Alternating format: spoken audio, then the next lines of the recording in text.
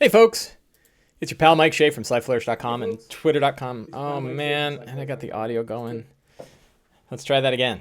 This is Mike Shea from slyflourish.com and twitter.com/slyflourish. Here with another episode of Sly Flourish's Lazy DM Prep. This is a weekly show in which I go through the steps from Return of the Lazy Dungeon Master while preparing for my Sunday D&D game. Today, however, my D&D game got canceled. I got canceled. Mistakes were made. No mistakes were made. But I did cancel the game because we only had 3 players out of the 6, and it was our session 0 for Ghosts of Saltmarsh. And I thought, it's probably better if we have at least 4 or 5 of the 6, ideally 6. So I said, let's put it off a week, and next week we'll have more people there. Normally I'd call for substitutes and stuff like that.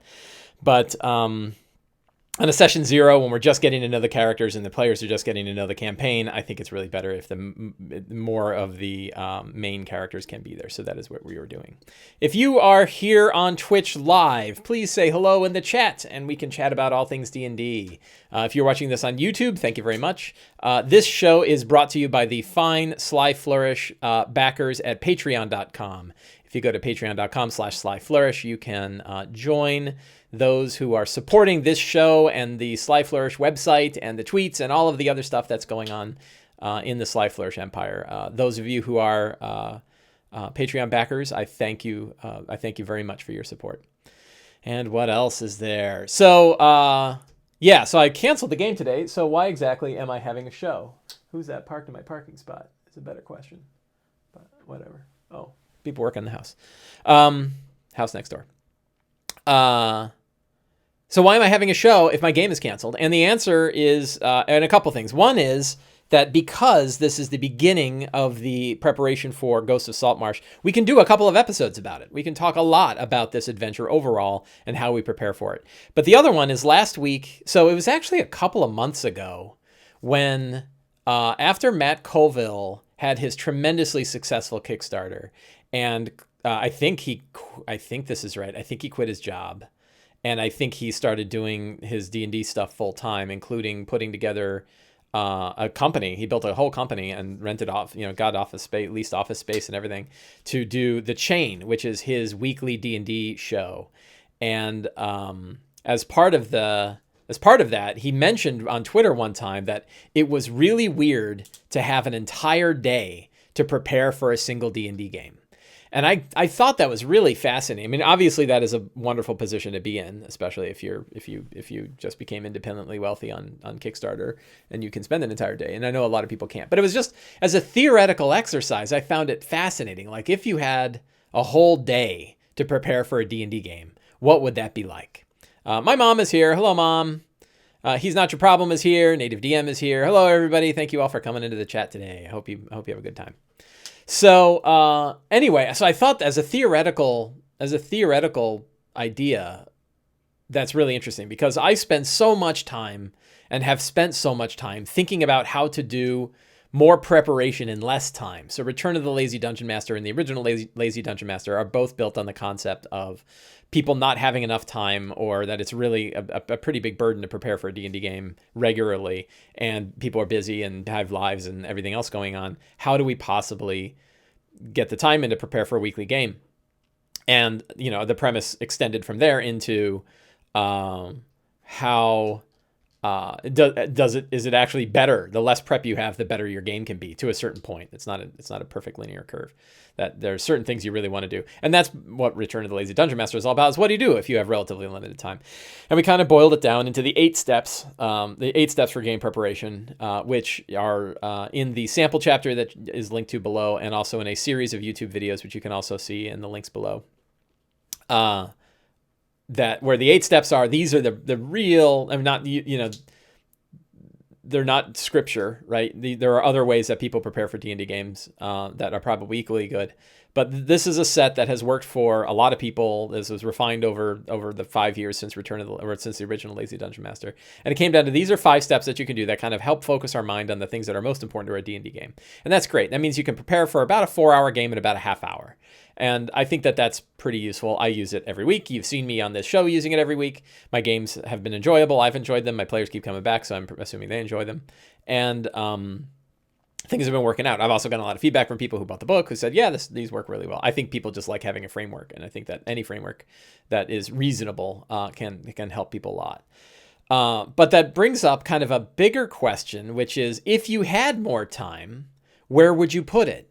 So if you have more than a half hour, if you have an hour, if you have 2 hours, or if you find yourself with an entire day, what would you do in that day to make your game as good as possible? And that's a fascinating idea for me. And it is partly it's fascinating because of how unrealistic it is. Like, people don't have a whole day. But if you can think about it from the perspective of, if you had more time, where is that time best spent? And I thought that was really interesting. So then all of a sudden, and I kept saying to myself, you know what? I'm going to take a day off one day.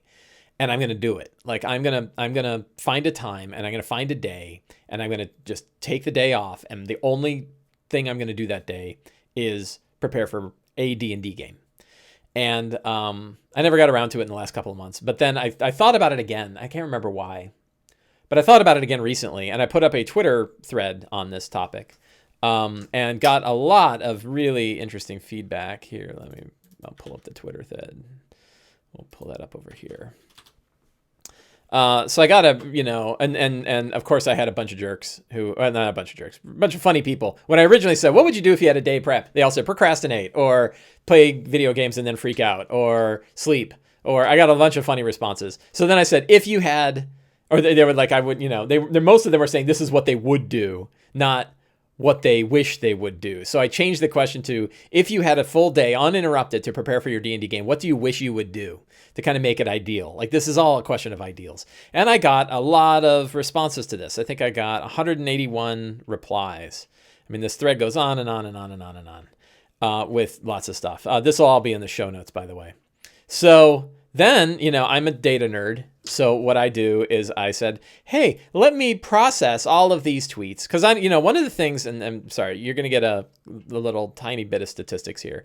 One of the many problems with Twitter and social media is that we suffer from availability bias. You kind of pick through and you read this one guy, Ren, who says, write up notes, draw up maps, prep some props, flesh out details. And you're like, well, that's great. And I'm not going to read 200 replies. Or if I do read 200 replies, I'm not going to be able to process in my head what most people are talking about. Or I might get close. Like, I knew a lot of people brought up maps, but I don't know how many. And I don't know, like, of the total, what's the percentage? Hey, there's Jay and Silent Pod.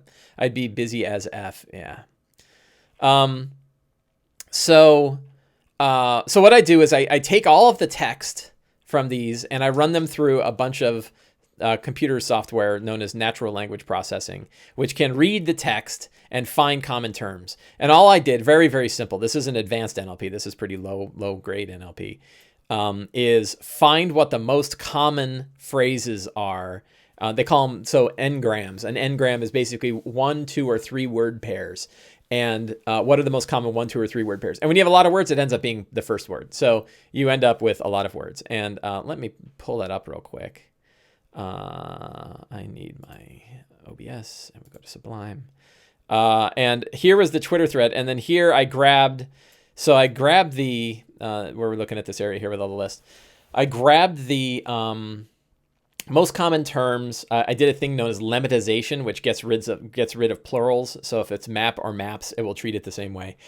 And I filtered out things that were clearly not words that weren't really related, and then kind of looked at it. And it's like 70 times across the total text, people mention maps. People mention NPCs 51 times, player 47 times, encounter, character, note. You can see the list there. And what I find, so that gives me a better representative idea of what people think they would do or would ideally do if they were, if they had a whole day to do D&D. And I did think it was pretty interesting that, like, map was 70 times. Like, it's not that number isn't, don't hang on to that number too tightly, because if somebody mentions map 3 times or says things like, I don't like making maps, that would still show up as a positive. So the numbers don't get too tied up in them. But the idea is that, like, because map was number 1 by, 70, right? And you can see as we get closer to the end, it's 5 or 6. A lot of people wanted to work on maps, which I thought was really interesting. NPCs was another one. Player was another one. Encounter was another. Character is about half as often as maps. Note, prop, music, monster, mini, which also miniatures, handout, plot, world, campaign, story, adventure, PC, combat, terrain, location, review. Review doesn't really mean. Background, read, build, puzzle, hook, dungeon, area, draw map, Roll20. So these are all kind of terms. So Roll20 was mentioned 7 times, whereas map was mentioned 70 times. So, so to me, that's really interesting. And it isn't doctrine. Like, we don't say, okay, these are what people would do, so that's what we should do. But it's kind of nice to know, like, where people's heads generally are when they're prepping for a D&D game. Anyway, this is a super long-winded, 13 minutes in the show. I'm just getting to the point. So this is a really long-winded way of getting around to the point that, like, my game was canceled today, and I was primarily going to play D&D today. And I also am at a nice break in work on Ruins of the Grendel Route, which I would also be spending the rest of my day on, because I just finished editing 3 chapters that are not going out to playtesting because they're not really playtestable chapters. And I just sent the playtests out of the 9 untested adventures. They were tested by me. So that means I don't really have anything to do on Grendel Route right now, which is awesome, right? I mean, it's going to all hit back on me next week. But right now, there's this nice lull where I'm like, everything's handled. The plates are all spinning well. And I kind of looked around and I said, Sunday is going to be my day. Sunday is Saltmarsh Day. All I'm going to do all day today is think about and work on and prep my Saltmarsh game. Now, my theory was, how much time would I spend on one session? But really, I'm prepping for the campaign. I'm spending the day working on my Saltmarsh campaign. And it's actually campaigns because I have 2. I'm running it for both my Sunday and my Wednesday group, and they both hit at the same time. So I just had my session 0 for my Wednesday game, and I'm about to have my session 0 with my Sunday game next Sunday, which means my Wednesday game will be 1 game ahead at that point. But it meant that, like, it's right in the beginning of the campaign. All the stars aligned. I've got this free day. I've got a new campaign that we're just starting. So what am I going to do? And I, like, last night, I kind of, I didn't like have a panic attack over it exactly, but I was kind of like, well, I don't want to waste it. Like, I got to make sure I'm doing the right thing. So what am I going to do? And I sort of wrote a checklist, and you can see the checklist here of things that I wanted to do on my all day Saltmarsh prep, right? And I started with prepare maps. So I looked at, by the way, let me take a look in chat. Recommended the book to an online friend, and she loved it. Says the session flowed really well, and oh, that's good. Thank you very much. That's Rex Verdi. Dyson, Dysin, says, you mentioned session 0 for it. Are you just starting fresh characters? Yes. One of the things that I am a fan of, and I'd say I recommend, but instead of recommending things, let me share experiences that I've had. And the experience that I've had is doing hard resets on characters in between campaigns works really well for myself and my groups. So I didn't, and the opposite has been the opposite. So an example is when I ran Tomb of Annihilation.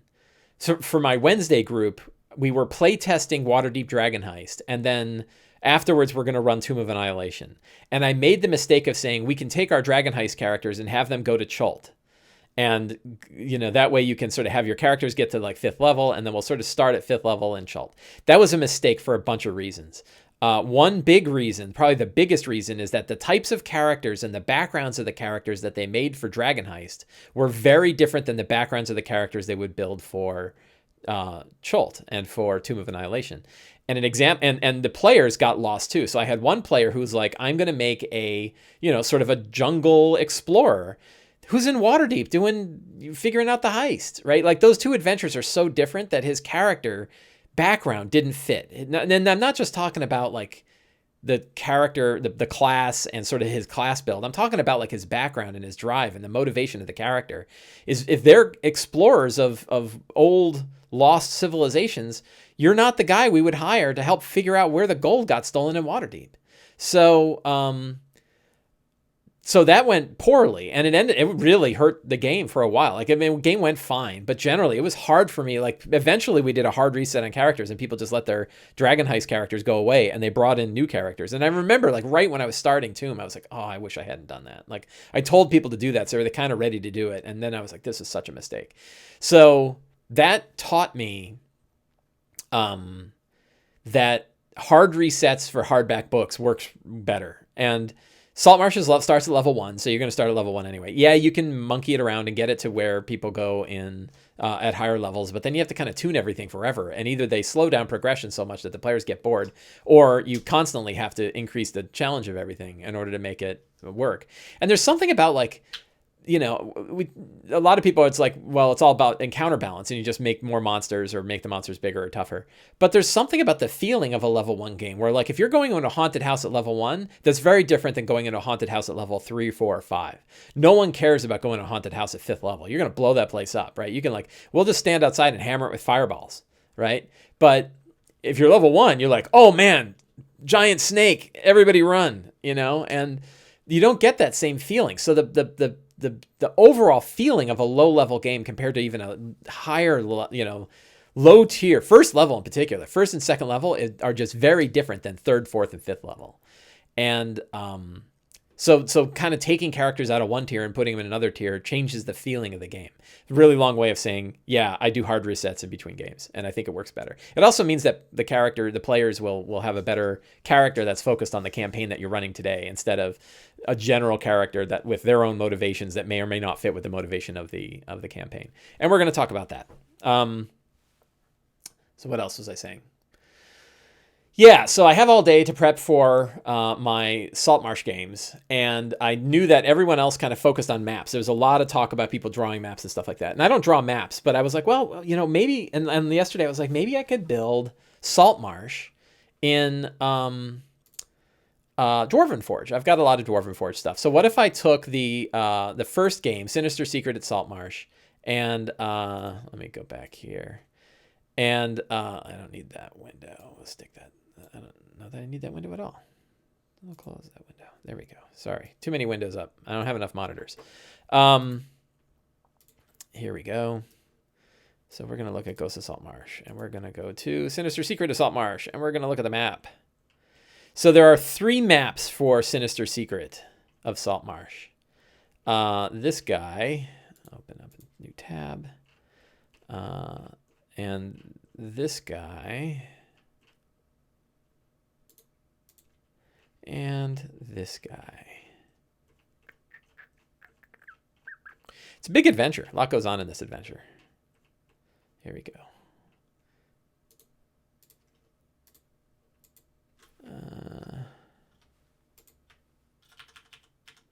So that's the first or ground floor and first floor. So I got it's really like first and second floor. I don't know why there's a ground floor and a first floor.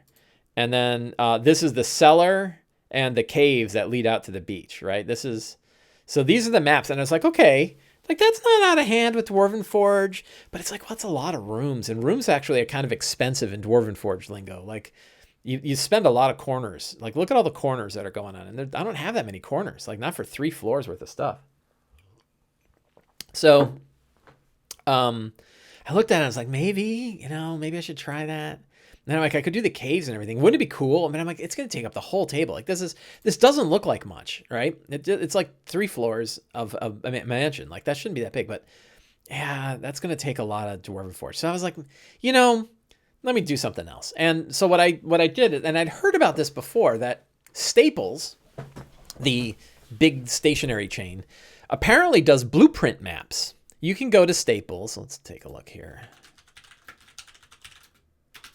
You can go to Staples and you can order blueprints from them. And they do 18 by 24, 24 by 36, or 36 by 48. And the cost is crazy low. Like a 36-inch, a 3 foot by 4 foot map is $7.29. Now, normally, if you were going to print like a Mike Schley map, you know, if you're going to print a map like Mike Schley makes, you know, something like, you know, one of these guys, if it ever loads up. Come on, Mike Schley map. So big. Oh, God. Everything is slow. You know, you're not going to make a map like this in a blueprint.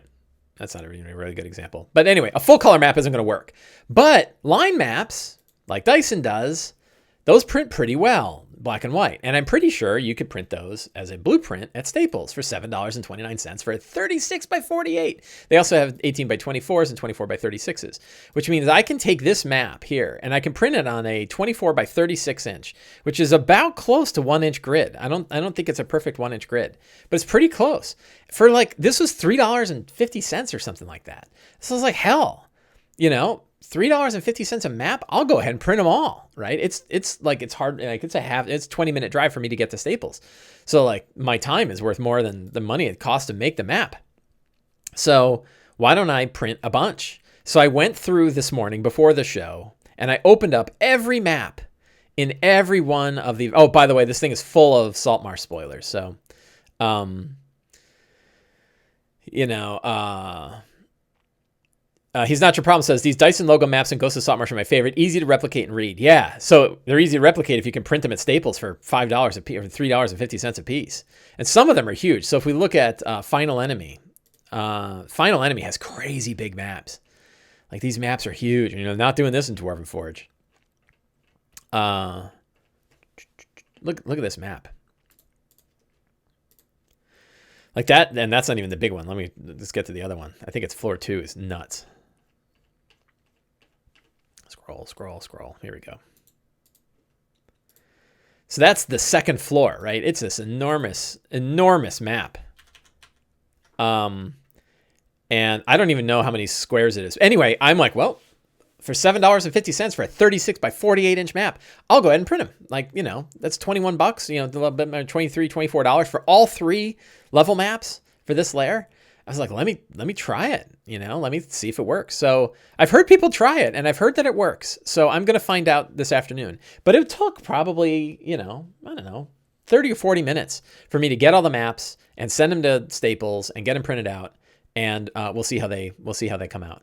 But I think they should come out pretty well because this works well. Now, one other thing, and I think I mentioned that I was going to do this on this show before, is that I ordered the Ghost. This thing is huge. The Ghosts of Saltmarsh Beetle and Grimm Silver Edition. I can't even show it; it's so big. So this is a huge box set for the. You hear it land on the table. Huge box set for the adventure. And I wanted to try that out too. I saw that they did one for Horde of the Dragon Queen. Or not Horde of the Dragon Queen. Waterdeep Dragon Heist. But I'd already run it for one group. So I was like, if I'm going to run an adventure for 2 groups, it's worth 2 groups. It's worth me trying out the Ghost of Saltmarsh, the Beetle and Grimm box set. Especially since this was the lower cost one. And see how it works. And it has a lot of stuff. So it has the whole adventure in booklets. I'm not going to go through the whole thing. This isn't really a review of that. One thing that I actually did get printed on 11 by 17, a nice big map of Saltmarsh itself. And then I printed a non-blueprint. These I got at FedEx. I printed them out, and this is like the regional map that I made, which works really well too. It's a nice drawable regional map. Those did not come in the Saltmarsh box set, unfortunately. But one of the things that I knew I would spend a day on, or I'd do during my day of prep, would be handouts, except the Saltmarsh one, this thing comes with handouts for all sorts of stuff. So I don't need to make handouts unless there's some that aren't in here. And I think there's a few that might not be in here that are worth making. But I just have to organize the handouts so that I know how they work. And they have a nice kind of folder that kind of says which handout goes with which thing. So handouts, I think, would be something very useful to spend time on a day of D&D. I just happen not to need to do that because they came with the Silver Edition. but I would, right? That would be something that I would do. But there was one map in here I wanted to pull out. There's a lot of stuff going on in this box. And I think my problem is there's a lot of stuff going on in the box, but it doesn't really fit how I run D&D games. So like it's real big on the fact that you would have a DM screen, but I don't use a DM screen because I can't, they take up a lot of space. Anyway, I do not need to do the Sea Ghost part of the map because this comes with a really nice Sea Ghost map, big laminated map of the Sea Ghost. So that means I don't need to print the Sea Ghost map because I already have one and it's a really good one. So that's going to be great. So that's other stuff I don't need to prep on my day of D&D prep. Does it come with a prop signal lantern? No, that would be nice. It does come with the handout of what you would need, of what the signals are. So that works really well. The Dunwater map, yes, I remember. Let me pull that one up. Danger at Dunwater has a huge. That was another 36 by 48, and it's going to use every square of that. So that was a $7.50 map. So I think like $7.50 for a big map like that might last. Like those are a couple of sessions, right? It's probably not bad. So look at this map. It is huge, right? That map is crazy. So very cool. Anyway, so I'm going to see if that works. I might go there. So I dropped, I think I printed it like 20 maps or so. All the maps for all the adventures. And I think it cost me about $50. So we'll see. It seems high because you're like, wow, it's $50 for the adventure, right? Which is true. But you're also like, I'm going to play this for the rest of the year. Like that's the cost of a video game. If I had all the maps for all this, like battle at 1-inch grid scale for $50, that is a hell of a good deal. So anyway, that's what I spent some of my time on, and that fits because maps were the number one thing. That would be fun to give the players a light for the signal lantern and have them work on. That's a good idea. I wonder if I could do that. Maybe I'll hit Michael's and I'll take a look and see if there's something I can use for a signal lantern. I don't know how that would work. Maybe like a little battery-operated lantern. That's a good idea. I'm adding that to the list. Where's my list of things to do? Get a prop lantern. If and when they tell me that my maps are ready and I leave the house, I will drop. There's a Michael's on the way, and I will drop by Michael's and I will see if they have prop lanterns because that would be a really awesome, fun prop. Something to toy with. Some maps, man. A lot of maps. Just closing up some windows here. So what else do we spend? So the other one that I think is just, definitely worth the time, and it's like you paid the money for it, is reading the adventure. So I've read it. The key is I've already read the adventure. I read it when it first came out, and I really enjoyed kind of going through it and reading the whole thing. But it's even worth reviewing again. So it's particularly worth reading the next piece. But the other one I want to read are the appendices. There's a lot of appendices in here that I haven't read. So I have a good idea of what happens in each of the adventures. My box is getting very disorganized. I've got a good idea of what all the adventures are about. I don't know them room by room, but I know that I could prep beforehand. So I am going to spend the time to go room by room through the other one.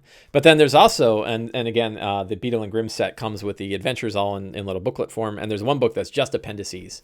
So I want to spend some time going through the appendices, which is mostly about ship combat. But there's also these other layers, and it'd be kind of fun to drop these other layers in here. And I can't really do that. So this is, I think, a priority for me today is going to be to read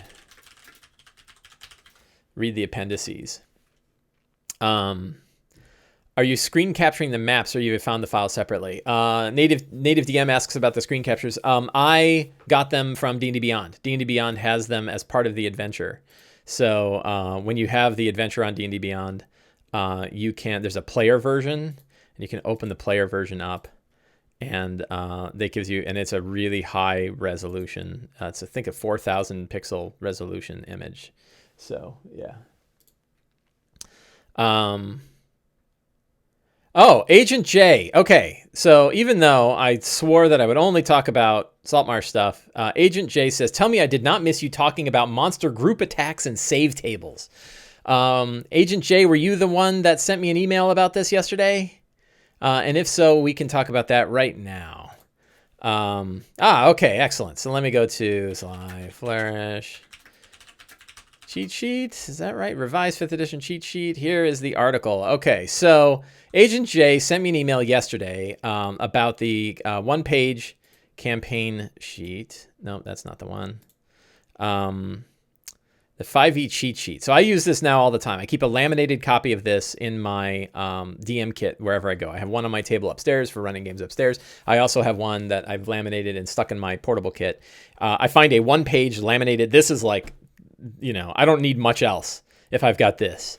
I need this in my phone so that I can look up monsters. But other than that, like, it's pretty easy to run D&D with this stuff. And it's got random names. So if you're not familiar with the sheet, let me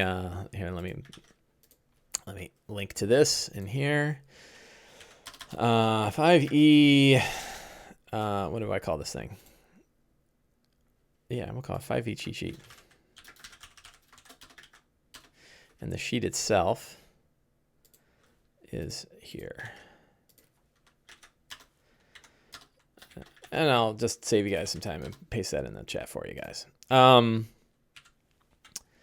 So this cheat sheet is intended to give you a quick reference for all of the things you would need to be able to help you improvise your D&D game. So it's got improvised statistics, AC, DC, hit points, attacks, medium, hard, and deadly damage, depending on level and depending on difficulty. I always forget what skill goes with what attribute, so having the skill to attribute chart helps me a lot. The quick encounter building is a modification similar to the one that's in Xanathar's guide. It's even a little bit simpler, and it basically is just calculations that you do to compare CR to level. You can read all about it in the thing, but you essentially look at how many monsters per character should you have given a challenge rating comparison to a level. Those are the 4 variables. How many monsters, how many characters, what challenge rating the monsters, and what level are the characters. And then it helps you figure out what a hard fight would look like.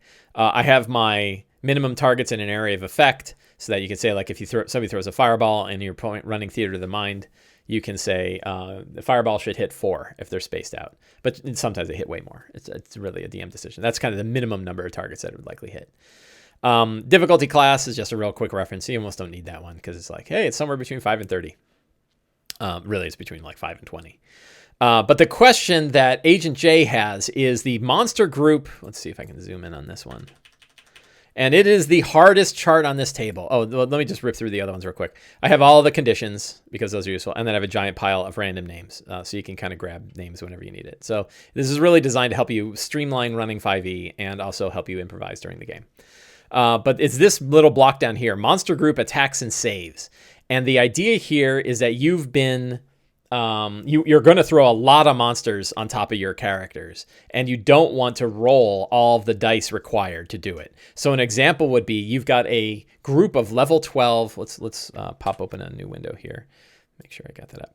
So let's say we've got 5 12th level characters, and we're going to throw 50 skeletons at them. So they opened up a vault door, and they step inside, and the light dims, and they look, and they are surrounded by skeletons, grinning at them, all holding rusty blades. And there's 12 characters, right? And they roll for initiative, and the skeletons...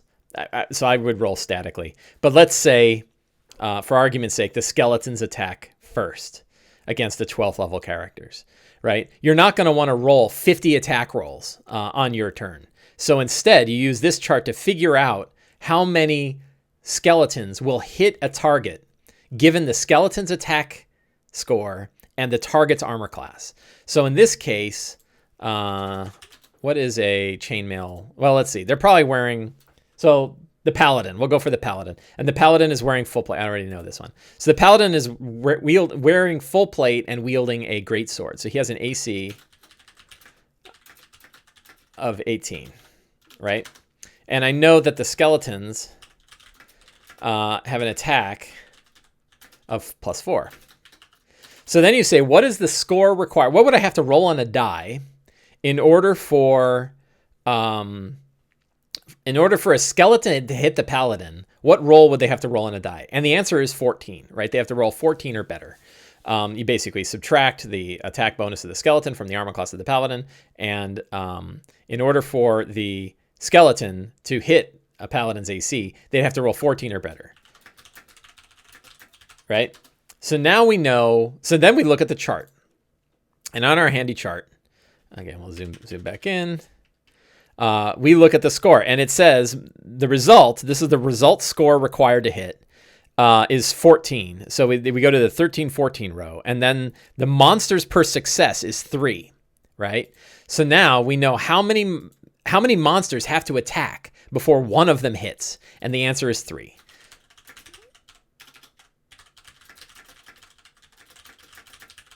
Right?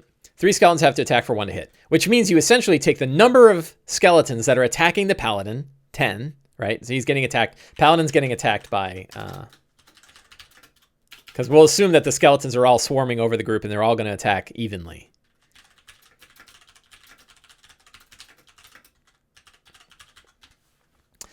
Paladin's getting attacked by 10 skeletons. Every 3 skeletons before he gets hit by 1, which means he's going to get hit 3 times, right?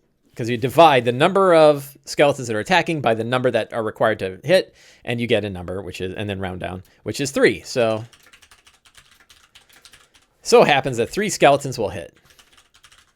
And they do, I think, 4 damage or 5. What do they? Skeleton does, I think, 5 damage on a hit, which means he's going to take 15 points of damage, right?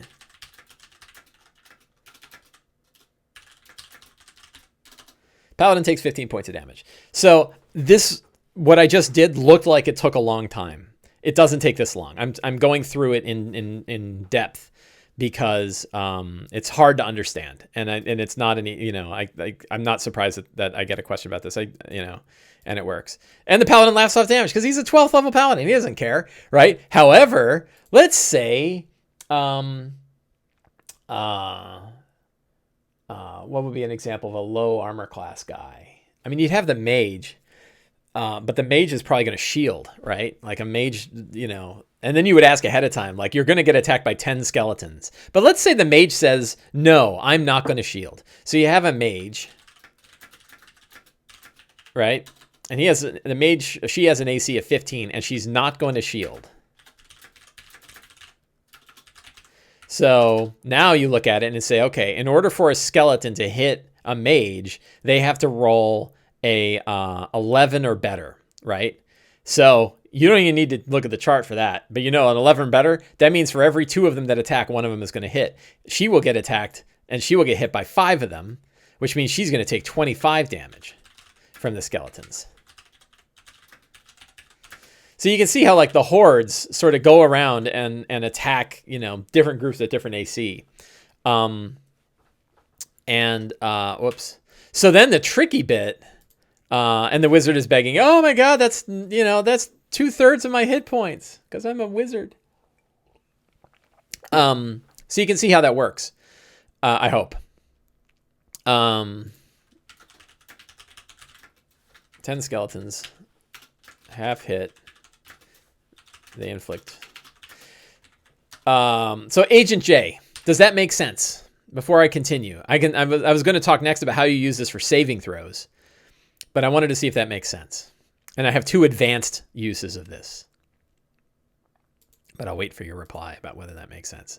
I know it's tricky, and the answer is, yeah, it's definitely worth finding. It's difficult, and honestly, if it doesn't work, it doesn't work. Like, I don't expect that everybody's going to be able to use this real easily. I do have another tool, though,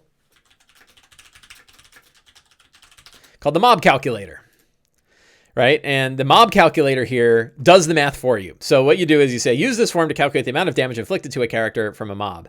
See page 250 of the Dungeon Master's Guide for details. By the way, 250 of the Dungeon Master's Guide has the same rules in it. You can also use this form to see how many monsters from a mob. So in this case, we're going to say target armor class 18, number of attacking creatures is 10, attack bonus of the creatures is 4, and the total damage of each attacking creature is 5. And you go bang, and it says 3 of the 10 monsters are going to hit for a total of 15 damage. You do the same thing with the wizard. You say 15 instead of 8. 15 because they're plus 2 dex and mage armor. So they have a 15. You calculate again, and bang, and it says 5 of the 10 monsters, 50% total hit for a total of 25 points of damage. So this does the same math that the other ones. This does the same math that the other ones do. So if you want to see how it works, this calculator does it for you. I will add this to the show notes as well. Where's the thing? 5e cheat sheet.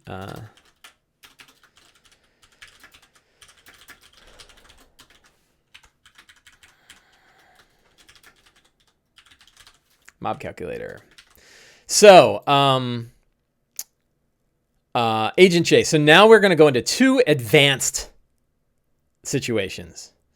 There's info in the DMG. The DMG has a little bit of thing that describes this, and that's where I got. Yeah, if you want to know how I came up with this, if the math works out. So if you go through the math is basically correct. That it's just averaging out, and it's almost assuming a monster rolls a 10 every time it's attacking, right? So if you just said, if instead of rolling the dice, you just assumed that the monsters rolled an 11, you could just go with that, right?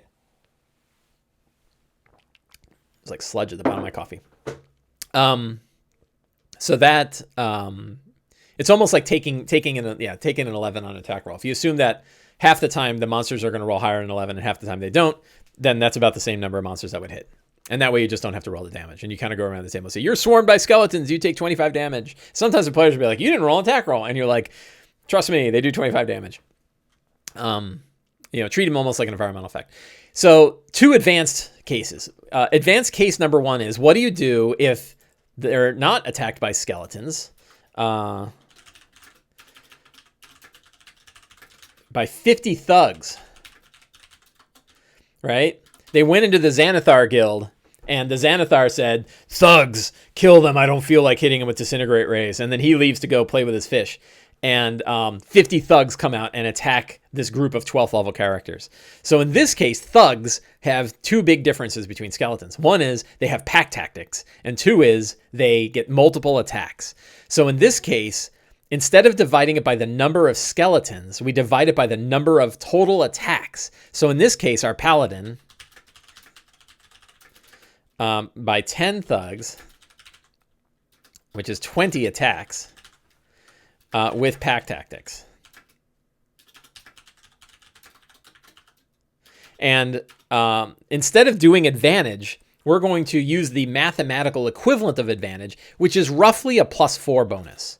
That's not exactly correct, but it's close enough. If you look at what advantage gives you mathematically, it's somewhere between a +2 and a +5 bonus, depending on how far up and down the chart you are. So it's the equivalent of +5 if it's an 11 or better. It's +4 if it's like 12 to 15, and it's like +3 and +2 and so on. If it's like 19 or 20, it's only equivalent of like a +1 or +2. But anyway, we're going to treat it as a flat +4 bonus. So now this changes our math, right? Because now the paladin, instead of accepting 10, they accept 20. So even though the thugs have the same attack bonus, but they don't anymore, now they're +8. So now he's going to get hit. The paladin's has an 18, which means they have to roll a 10 or better, right? So now if we go back to our chart and we look at 10 or better, 6 to 12, that means every other one is going to hit, which means the paladin, 10 attacks, right? Because half of them are going to hit. And the thug does, I think, 4 damage. Maybe it's 5. The thug does 5 damage as well. That's 50 points.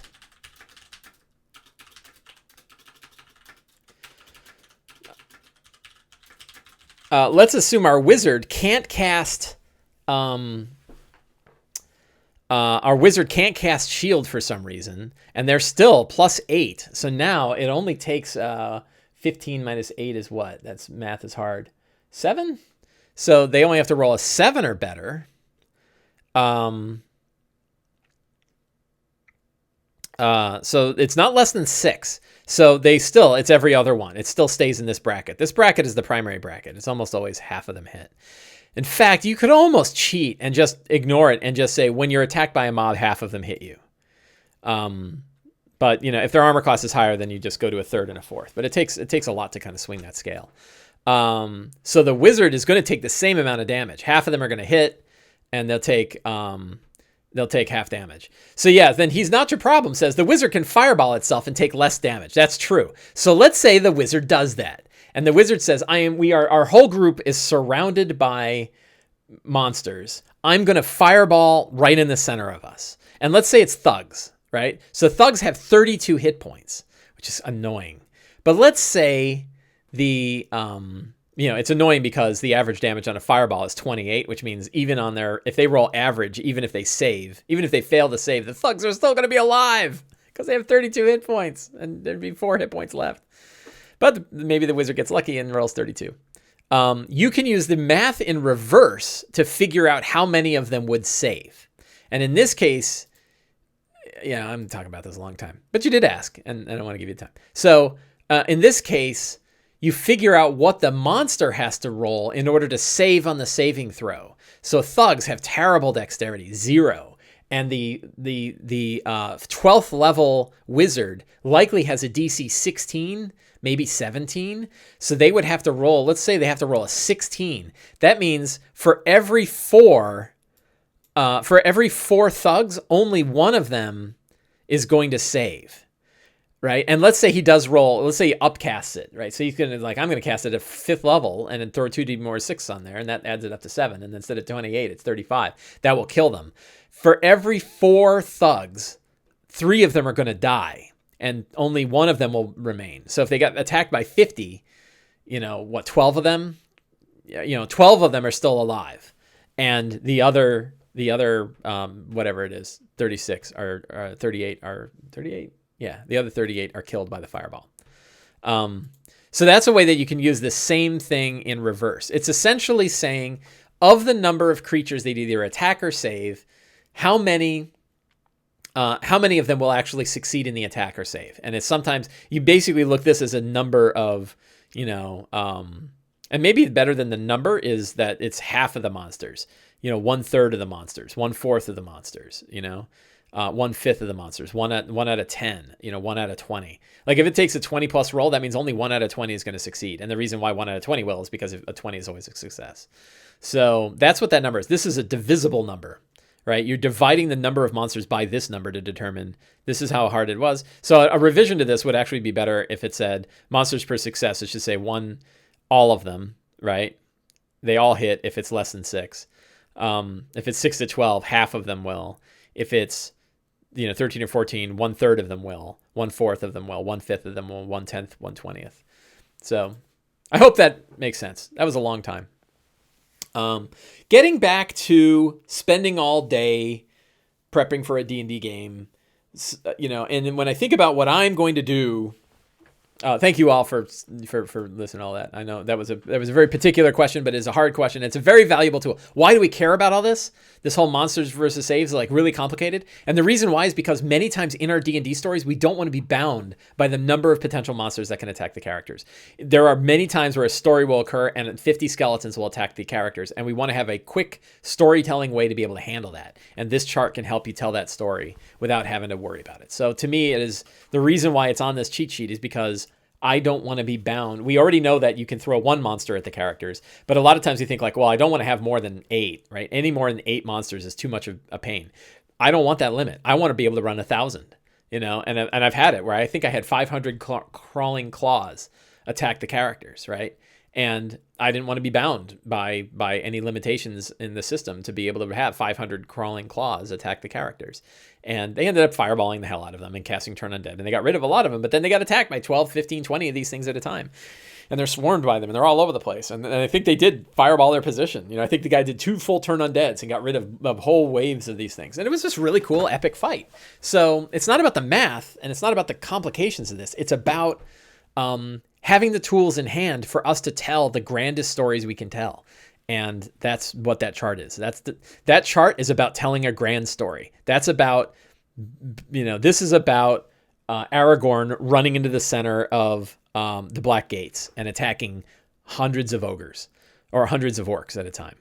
So, this is a storytelling mechanic, not a mechanic-y, tweaky thing. It's a tool to help you tell the biggest story you can. Saltmarsh Prep. So reading the adventure, I've read them. I'll probably review them. I want to look at the appendices. One thing I did this morning is I did spend some time kind of re-going over all of the adventures to be like, oh yeah, that's right. That's what this adventure is about.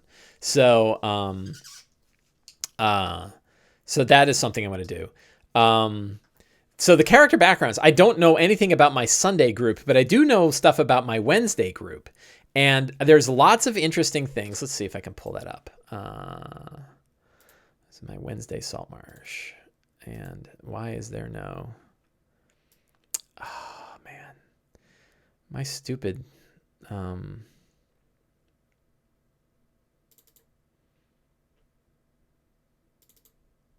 Yeah, my syncing thing isn't right, so I don't have my Wednesday Saltmarsh.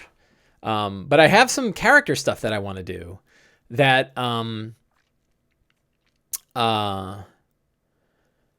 where I want to tie them deeper into adventures that are further out. So I think spending some time to be like, what for each character that I have in my Wednesday group, what one thread can help tie them to one of the adventures going out forward. So an example is there's an adventure later on. I think it is Salvage Operation, Chapter 4. And there's a ship called the Emperor of the Waves that wrecked in a big storm. Turns out it didn't wreck. It's still out there. So my wife's character she's playing a water genasi who was on a shipwreck. And I said, what if you were thrown from the ship during a storm and when you rose up, you saw pieces of the ship and you assumed it sunk during this storm? But it's always bothered you. And she said, yeah. So she's now has this hook that when they say the ship is still out there, she'll be like, we need to go get it, right?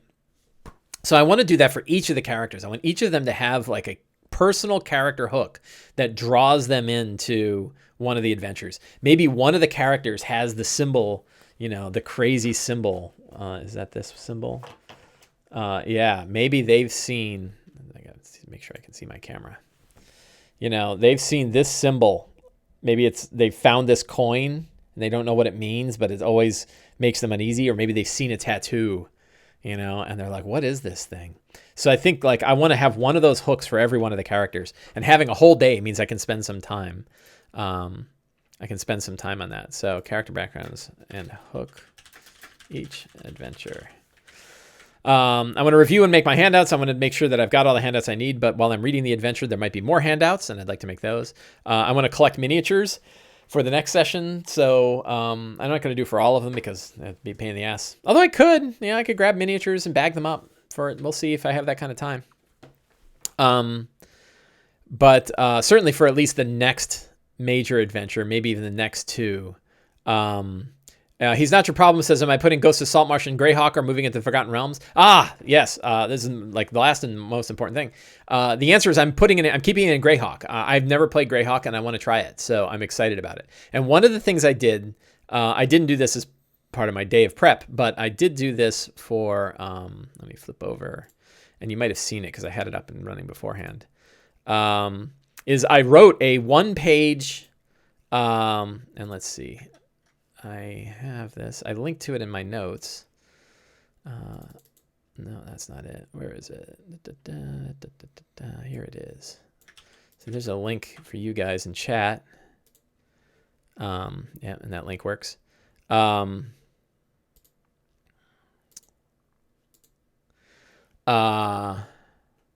This is a 1-page player's guide to Saltmarsh. And I sent this out to my players before our session 0. And its goal was to kind of show the players what their role was and where they fit into the adventures in this book. I'm not going to read it, but this is, if you think about like the 6 truths, I kind of mixed the 6 truths into the brief history of Saltmarsh.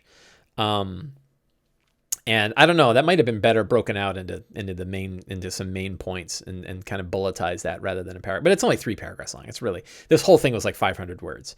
So it's 1 page, which means hopefully they can read it. I got this from this idea from Matt Colville, who wrote about doing a 1-pager for a campaign. And I really tried to focus it on like who they are. So it's very second person written. Who are you? You're a band of adventurers who seek the betterment of the people of Saltmarsh, right? That's the goal, right? And you may be a follower of the god Procan. You may be a fisher. You may be a dwarven miner. You may be a marine. You may be a shipwright, a smuggler, a veteran, and it kind of brings in like what specific area. But above all, your companions who together will seek to bring safety and prosperity to the village of Saltmarsh. So, this frames the campaign. And when you think about do you start fresh? This is a way for people to start fresh. He's Not Your Problem says, you left out the Scarlet Brotherhood? Yes, because they're secret. We don't talk about the Scarlet Brotherhood, but I got them up here, right? This was Word, so I'm using a template, the same template that I've been using for writing my Runes of the Grendelroot stuff is the template that I'm using for this. So it's just, it's just Word, nothing fancy, 2-column Word.